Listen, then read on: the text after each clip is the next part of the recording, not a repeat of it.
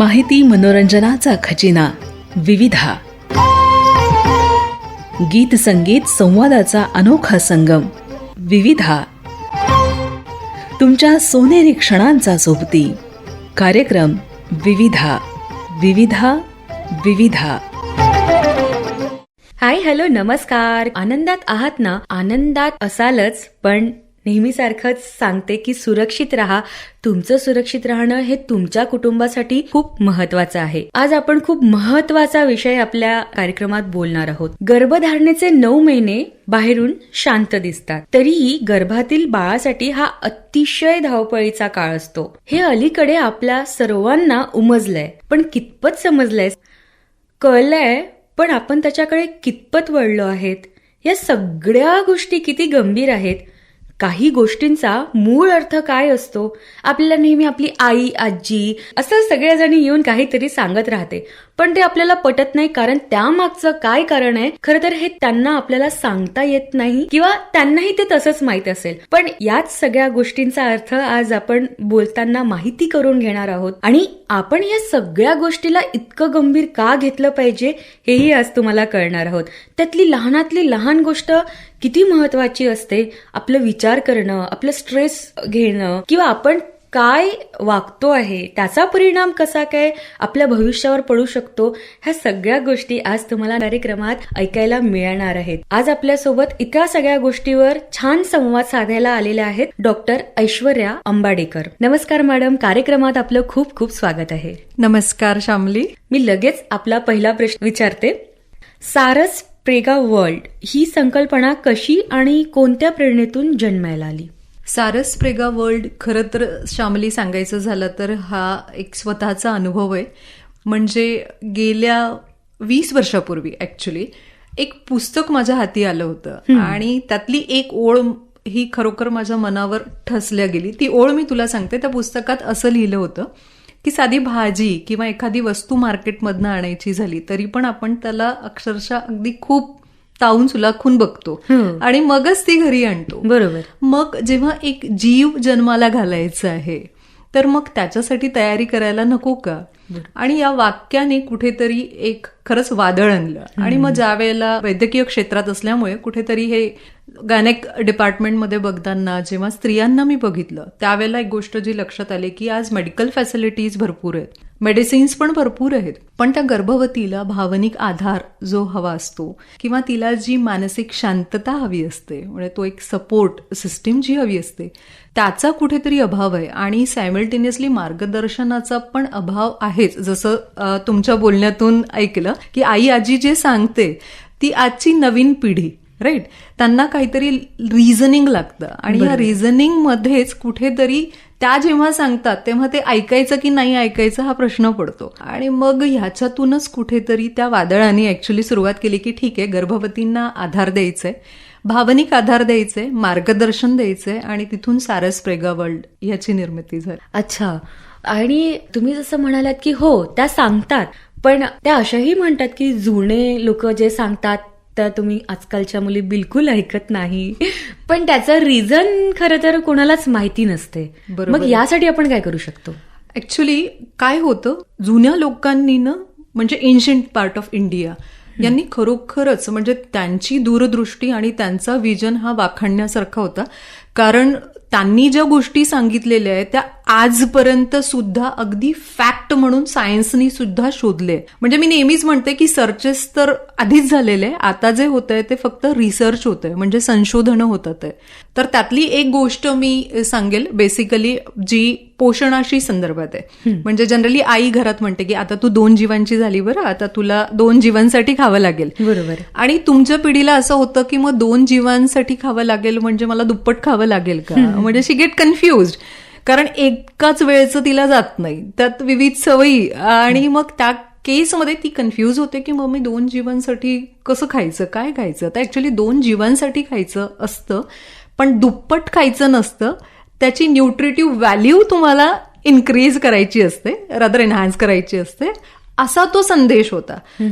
पण बघ घर आता पिढीने काय घेतलं की दुप्पट खायचं का, मग काय खायचं, आणि मग त्यात बर्गर एक नाही 2 खायचे अशी कंडिशन. पण मुळात बर्गर खायचाच नाही. मुळात बर्गर खायचंच नाही. हो, म्हणजे मग आपण याला असं म्हणू शकतो की गर्भ अवस्था हा आजार नाही, ही एक सुंदर यात्रा आहे ज्याला आपण स्वतःच्या काही गोष्टीने आणखीन सुंदर बनवू शकतो. एक्झॅक्टली. ऍक्च्युली गर्भावस्थेकडे बघण्याचा दृष्टिकोन बदलला आहे. पहिले गर्भावस्था ही एक नैसर्गिक प्रक्रिया आहे, मग तिच्याकडे बघताना भीती, तणाव, चिंता हा दृष्टिकोन आता बेसिकली आलेला आहे. म्हणजे थोडक्यात सांगायचं झालं तर गर्भावस्था एक आनंद उत्सव आहे जो पूर्वीपारपासून त्याला तसंच बघितलं गेलं होतं. पण आता ही जी म्हणजे तणावपूर्ण एक वातावरण तिच्या भोवती असतं, त्याच्यामुळे तिला सतत काळजी वाटत असते की माझं बाळ आतमध्ये व्यवस्थित तर आहे ना, सगळं व्यवस्थित तर होईल ना. बरोबर. मी नेहमीच म्हणते की हे आजार पण नाहीये, आणि त्यातच काय होतं की गर्भावस्थेचे लक्षणं पण असतात. म्हणजे मी त्याच्यावर बोलेल की गर्भावस्था ही नैसर्गिक अवस्था जरी असली तरी एक जीव वाढीला लागतोय, तर नॅचरली त्याच्यासोबत तो काही लक्षणं पण घेऊन येतो. मग ती गर्भावस्थेच्या लक्षणेला आज गर्भवती स्त्री एक कंप्लेंट म्हणून बघते. फॉर एक्झाम्पल उलटी मळमळ. ऍक्च्युली प्रोजेस्टेरॉन नावाचं हॉर्मोन गर्भावस्थेत वाढायला लागतं, जे बाळाच्या वाढीसाठी अत्यंत आवश्यक असतं, आणि त्या हॉर्मोनची सवय नसल्या कारणाने विशेष अशी तिला उलटी मळमळ हे होते. मग हे माझ्या बाळाच्या वाढीचं कारण आहे ही मानसिकता घेणं, आणि अरे यार ही उलटी मळमळ काय तरी माझा पूर्ण दिवस खराब करते हे घेणं. तू बघ, मेंदूला जसे तुम्ही इनपुट देणार तसेच ते आउटपुट देणार.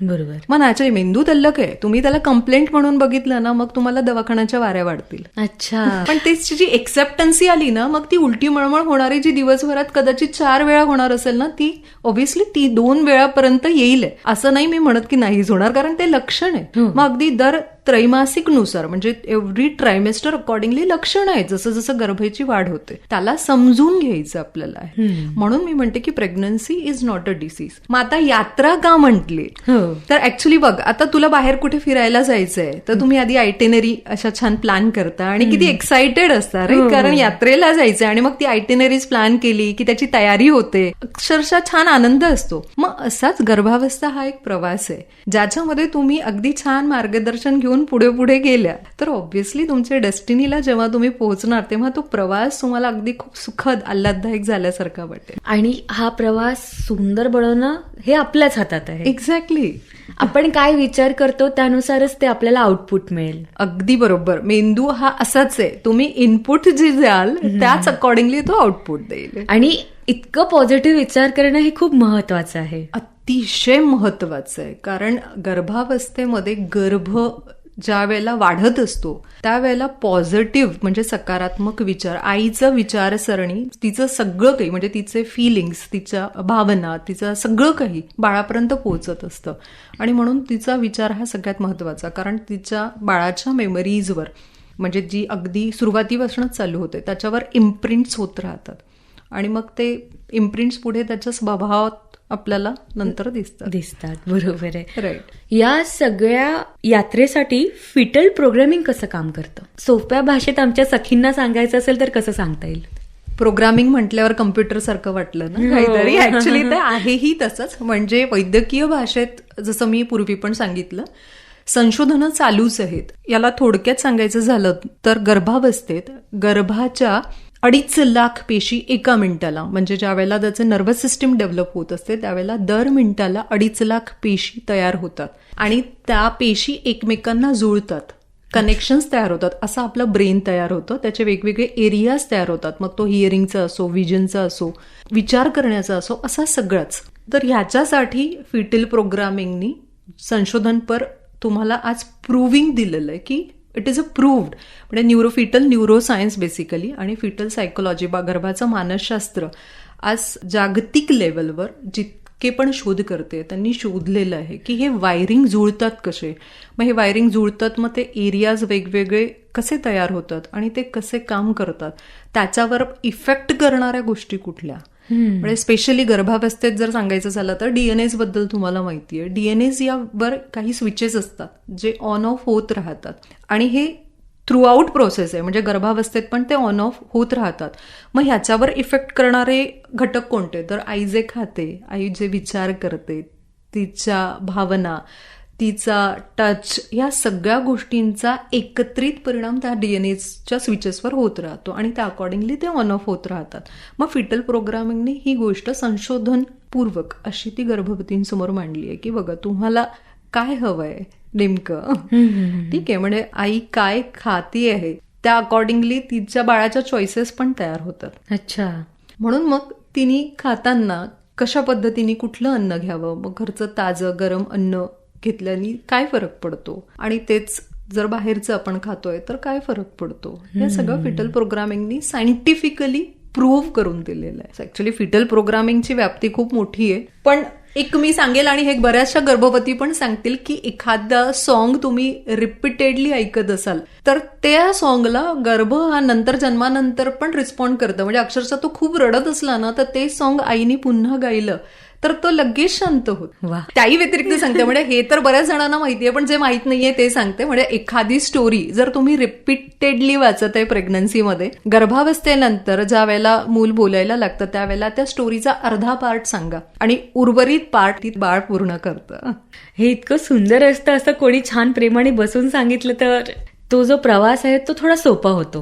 सोपाही होतो, आनंदी पण होतो आणि खरोखरच ती एक गाईडलाईन आहे जी हवी असते. बरोबर आहे, बरोबर आहे. आणि तुम्ही आता बोलताना असं म्हणालात की ते वायरिंग जुळतं, तर हे वायरिंग कोणत्या महिन्यात नेमकं जुळतं? ऍक्च्युली प्रेग्नन्सीचा अगदी सुरुवातीपासूनचा काळ म्हणजे right from the moment of conception हा महत्वाचा काळ आहे, जिथनं सुरू होते सगळी जडणघडण ही गर्भाची सुरू होते. आणि आपल्याला वाटतं की जेव्हा बाळ हालचाल करतो तेव्हा तो हे सगळं घेतो. बाळाच्या हालचालीवर पण बरेचसे गैरसमज, ऍक्च्युली श्यामली खरं सांगायचं झालं ना तर गर्भावस्थे रिलेटेड बरेचसे गैरसमज पसरलेले आहेत. ऍक्च्युली बरेच जण म्हणजे माझ्याकडे प्रीनेटल नर्चरिंगसाठी जेव्हा येतात तेव्हा पहिला प्रश्न त्यांचा हा असतो की मॅडम कुठल्या महिन्यामध्ये हे सुरू करायचं. ऍक्च्युली कुठला महिना म्हणजे काय, त्या म्हणतात की नाही मग गर्भाला जेव्हा संवेदना येतात किंवा जीव येतो, तर माझं त्यांना उलट प्रश्न असतं की संवेदना येतात केव्हा. मग त्यांचं म्हणे कारण तुम्ही गर्भवती होता हे जेव्हा तुम्हाला माहिती पडतं ना त्यावेळेस त्या गर्भाचा हार्टबीट सुद्धा सुरू झालेलं असतं. ठीक आहे, मग तिथून मग तोच जीव आहे ना, आणि आईच्या मार्फत म्हणजे तिच्या इमोशन्स मार्फत जे हॉर्मोन्स बॉडीमध्ये उत्सर्जित होतात ते म्हणा किंवा तिच्या भावना आहे, या वेगवेगळ्या गोष्टींमार्फत त्या बाळापर्यंत सगळं पोहोचत असतं. आता हे right from the moment of conception की 4था महिना की 5वा महिना, तूच मला सांग कुठे नेमकं सुरू करायचं. नाही, अगदी बरोबर आहे तुमचं हे. पण बरेचदा असं होतं की पहिल्या 3 महिन्यात आईचा जो प्रवास असतो ना हा तणावपूर्ण जातो. बरोबर. आणि तो यासाठी जातो की ते बाळ व्यवस्थित आहे की नाही, ते व्यवस्थित वाढणार की नाही, असे अनेक प्रश्न मनात असतात आणि ते 3 महिने खूप स्ट्रेसमध्येच जातात. तर मग या 3 महिन्यात म्हणजे या पहिल्या 3 महिन्यामध्ये आईच्या भावना, विचार, मानसिक स्थिती आणि तिचं पोषण हे किती महत्वाचं आहे? प्रचंड महत्वाचं आहे ऍक्च्युली. कारण पहिल्या 3 महिन्यात एंटायर प्रेग्नन्सीमध्ये पहिले 3 महिने आणि शेवटचे 3 महिने आम्ही त्याला critical period of life of unborn म्हणतो. वास्तविक आता क्रिटिकल म्हणणे योग्य नाही ठरणार, क्रुशियल मी त्याला म्हणेल. कारण पहिल्या 3 महिन्यात बाळाचे ऑर्गन्स डेव्हलप होत असतात. म्हणजे पहिल्या 3 महिन्यात अगदी छोटासा, अगदी बोटाच्या कांड्या एवढा गर्भ असतो पण त्याचे सगळे अवयव डेव्हलप झालेले असतात, अगदी day by day, cell by cell. मधातला पिरियड हा गोल्डन पिरियड असतो आणि शेवटचा अगेन पिरियड ज्या वेळेला बाळाला संपूर्ण त्याचं डेव्हलपमेंट होऊन जाते आणि आता तो शिकत असतो बऱ्याचशा गोष्टी. मग असा तो पहिला तिमाही आणि म्हणूनच गर्भावस्थेच्या आधीपासूनच याची तयारी व्हायला पाहिजे. मग या दरम्यान पहिल्या 3 महिन्यात जर गर्भवती तणावपूर्ण असेल किंवा तिच्या खाण्यापिण्यातनं नको असलेल्या गोष्टी जर त्याच्यापर्यंत पोहोचल्या, कारण त्या बाळापर्यंत पोहोचतातच, कारण तिची नाळ शेवटी बाळाशी जोडलेली आहे, मग ह्या जर त्याच्यापर्यंत पोहोचल्या तर नकळत त्या माइंडवर ते इम्प्रिंट्स क्रिएट होतात. हे आज संशोधनांनी सिद्ध केलेलं आहे. आणि म्हणून पहिले 3 महिने हे अतिमहत्वाचे. पोषण जर मी म्हणेल तर पोषणाच्या बाबतीत तर पोषक तत्व म्हणजे न्यूट्रिशन हे अतिमहत्वाचा पार्ट आहे प्रेग्नन्सीमध्ये. म्हणजे फक्त बाळाच्या चॉईसेसच याच्यात तयार होत नाही, म्हणजे तो पुढे काय खाईल काय नाही खाईल हेच नाही, तर त्याची हेल्थ सुद्धा याच्याशीच रिलेटेड आहे. किंवा तो काय विचार करेल किंवा आयुष्य कसं जगेल हे सुद्धा म्हणजे ओव्हरऑल त्याची भविष्याची रूपरेषाच तुम्ही तयार करतात या पोषणाच्या माध्यमातून. आणि जर हे महिने खूप तणावात भीती आणि नकारात्मक विचारात जर जात असेल तर याचा नक्कीच परिणाम त्या बाळावर होणार. बाळावर होतो अर्थातच. कारण आईची भीती म्हणजे पुढे बाळ भित्र होणं, आईची चिडचिड म्हणजे पुढचं बाळ चिडखोर होणं. म्हणजे सरळ सरळ समीकरण आहे. आई शांत असेल तर बाळ पण शांत होतं. बरोबर. पण मग या सगळ्या याच्यात मनाला शांत ठेवणं आणि अगदी विचारापासनं नाही मला तो विचार करायचा नाही असं ठरवणं हे कसं शक्य आहे? आता जर एखादी स्त्री आई होत आहे आणि ती विचार करत आहे की मला विचार करायचा नाहीये, मला चांगलेच विचार करायचा आहे, मला सकारात्मकच विचार माझ्या बाळाला द्यायचा आणि मला विचार करायचा आहे, पण हे आपण कॉन्शियसली सांगतोय स्वतःला, पण कुठेतरी ते सकारात्मक विचार हा आणखीन येतो. त्याला आपण कसं सांभाळू शकतो या महत्वाच्या महिन्यांमध्ये? अगदी बरोबर आहे. आणि खूपच महत्वाचा क्वेश्चन तू विचारलास. पहिले मी याला एक सांगेल, इनपुट काय दिले, मला हा विचार करायचा नाहीये. ज्या वेळेला आपण नकारात्मक पद्धतीने सांगतो ना गोष्टी, तर ऑब्व्हियसली त्या म्हणजे जो तुम्हाला विचार करायचा आहे, तू जर म्हणशील ना स्वतःला की मला हा विचार करायचा नाहीये, तर तो वारंवार तुला ट्रिगर करेल. कारण तू ब्रेनला इनपुट काय दिलेलं आहे की मला हा विचार करायचा नाहीये, राईट? तर त्याच्यामुळे मी इथे सांगेल की आईने तिचं पॅशनेट म्हणजे तिला ज्या आवडतात त्या गोष्टी कराव्या. कारण त्या गोष्टी करताना त्याच्यामध्ये कुठेतरी तिला आनंद वाटतो. म्हणजे फॉर एक्झाम्पल एखादीला गार्डनिंग आवडतं, तर तिने तो वेळ तिथे घालवावा ना. आणि ती त्या झाडांसोबत नॅचरली निसर्गासोबत आहे, तर निसर्गाच्या तर सानिध्यात नॅचरली जे हवं आहे बाळाच्या ग्रोथसाठी ते तर प्रचंड मिळेलच, ते भरपूर प्रमाणात मिळेलच. प्लस ती आनंदी आहे, तिचं हॉर्मोन्स जे सिक्रेट होतील, हॅपी हॉर्मोन्स सिक्रेट होतील आणि ते बाळापर्यंत पोहोचतील. नॅचरली भविष्यातलं तिला हॅपी बाळ त्यातनं मिळेल, प्लस हेल्थ मिळेल. म्हणजे असं ते आहे. म्हणजे सोप्या भाषेत सांगायचं झालंच तर स्वतःला सांगायचं नाही की मला बर्गर खायचा नाहीये किंवा मला बाहेरचं खायचं नाहीये, मला असा विचार करायचा नाहीये. हे सगळं स्वतःला न सांगता ते सुरुवात करायची. एक्झॅक्टली. म्हणजे बर्गर खायचा नाहीये हे सांगण्यापेक्षा की नाही, माझं बाळ वाढतंय आणि त्याला आवश्यक काय आहे, त्याला आवश्यक असलेल्या गोष्टी की नाही हा मला तू. आणि तसंही पण तू बघ, घरी अगदी गरम गरम ताजी तव्यावरची पोळी तू खा आणि त्या दिवसाची एनर्जी तू मार्क कर, तुला फरक जाणवेल. आणि हा फरक बरेच जण सांगतील की तुम्ही 2 तासानंतरची तीच चपाती खा आणि गरम तव्यावरची ताजं अन्न खा, तर दोन्हीमध्ये फरक पडतोच. आणि त्यामुळेच कदाचित पूर्वीच्या काळी गरम ताजं अन्न आणि सात्विक, बेसिकली सात्विक म्हणजे विचार. सात्विक म्हणजे ऍक्च्युअली विचारांचा तो पार्ट आहे. तुम्ही अन्न जसं खाणार आहे, प्रसादाचा शिरा का गोड लागतो आणि घरचा तोच शिरा तेच इन्ग्रेडियंट का गोड लागत नाही, याच्यामध्ये का डिफरन्स आहे हे सहज तुला कळेल. कारण ती मानसिकता त्यावेळेस, तो सात्विक विचार ज्यावेळेला देवासाठी प्रसाद बनवायचा असतो त्यावेळेला मेंटल सिच्युएशन, मग अगदी हेच अन्न अगदी तसंच बाळापर्यंत उतरतं. पण कधी कधी हे कळतात, वळत नाही. मग त्यासाठी काय करू शकतो आपण? म्हणजे आता आपण काय विचार करतो आहे स्वयंपाक बनवताना, ते स्वयंपाकात उतरणार हे आपल्याला माहिती असतं. अगदी बरोबर. पण रोजचीच ती आपली मानसिक स्थिती नसते. अगदी बरोबर. कारण सिच्युएशन ही नेहमी वेगवेगळी आपल्या पुढे येते, परिस्थिती वेगवेगळी आपल्या पुढे येते, त्याला आपल्याला सामोरे जाऊन आपल्याला ते करावं लागतं. मग हे थोडं कठीण नाही आहे का? कठीण नक्कीच आहे, पण इम्पॉसिबल नक्कीच नाही जर तुम्ही ठरवलं तर. आणि गर्भावस्थेला खरंच तो एक आनंददायी प्रवास मानला तर त्याची सुरुवात नक्कीच होईल. आणि परिस्थिती नक्कीच वेगळी राहू शकते, पण इथे मी सांगेल की काही सवयी आपल्याला लावाव्या लागतात. त्यातली एक सवय, अन्न बनवताना मी जनरली म्हणते की म्युझिक लावा. नॅचरली म्युझिक लावलं की माइंड कुठेतरी, आणि तुम्हाला आवडणारी गाणी लावली ना की तुमचं मन त्या गाण्यावर डोलायला लागतं आणि मन प्रसन्न होतं. किंवा आमचा रेडिओ चालू करून देत जा. अगदी अगदी छान. आम्ही छान छान गाणे ऐकवतो. बिलकुल बिलकुल. हा सवयीचा भाग आहे बेसिकली. म्हणजे ती ठरवून तुम्हाला करावी लागेल, कारण तुम्हाला भविष्य तुम्ही आकारताय तुमच्या आज आतमध्ये गर्भात, तर कुठेतरी ते विचार करण्यासारखं आहे. मग तुम्हाला भविष्यात काय हवंय तुम्हाला ठरवायचं. आणि नक्कीच कुठल्याही आईला क्रिमिनल बाळ नकोय. बरोबर. ज्या गोष्टी आपल्याला माहिती असतात पण त्या इतक्या खोलवर जाऊन कधीच आपल्याला कोणी सांगत नाही, आणि अशी छान छान माहिती आज आपल्याला अंबाडेकर मॅडमकडनं आपल्याला मिळत आहे. पण आता इतकी छान माहिती आपल्याला मिळत आहे, तर एक छानसं गीत सुद्धा आपण आपल्या कार्यक्रमात ऐकूया मॅडमच्या आवडीचं. ऍक्च्युली मला जे लाईफवर इम्प्रिंट करणारं माझं गाणं आहे ते एक दिन बीत जाएगा माटी के मोल. आणि ते प्रचंड मनाला, म्हणजे केव्हाही मी असं जर झालं, शक्यतो नर्वस होत नाही, पण असं झालं तर मी हे गाणं आठवते आणि मग पुन्हा कामाला सुरुवात करते. क्या बात आहे. ऐकूया आपण हे गीत. आपण मॅडमच्या आवडीचं हे छानसं गीत ऐकलं आणि आता पुढचा एक आणखी छानसा प्रश्न आपण मॅडमला विचारणार आहोत. तर उम्ब पीस मुवमेंट ही जागतिक चळवळ कशासाठी सुरू करण्यात आली होती आणि नेमकी ही चळवळ काय आहे? ऍक्च्युली तुम्ही आता भोवतालचं वातावरण बघतातच आहे, म्हणजे ते काही कुणी पण सांगू शकतं आणि कोणालाही. मला एक सांगा, तुम्हाला असा कोलाहल आहे जिथे खूप केओज आहे अशा ठिकाणी जायला आवडेल की एखादं शांत निसर्गरम्य आणि पीसफुल वातावरण आहे इथे जायला आवडेल ना? नक्कीच कोणालाही असं जग नकोय. मग वसुधैव कुटुंबकम ह्या मार्गावर मी चालायला लागले. बेसिकली फॅमिली म्हणजे युनिवर्स इज वन फॅमिली, मला असं वाटतं. आणि सारसप्रेगा वर्ल्ड बेसिकली त्याच थीमवर पुढे चालतंय, because scientifically it has been proved की mother is the first teacher of humanity.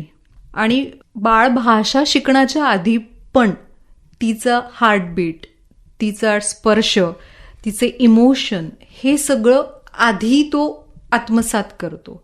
मग त्याच्यामुळे what mother feels the baby learns, right?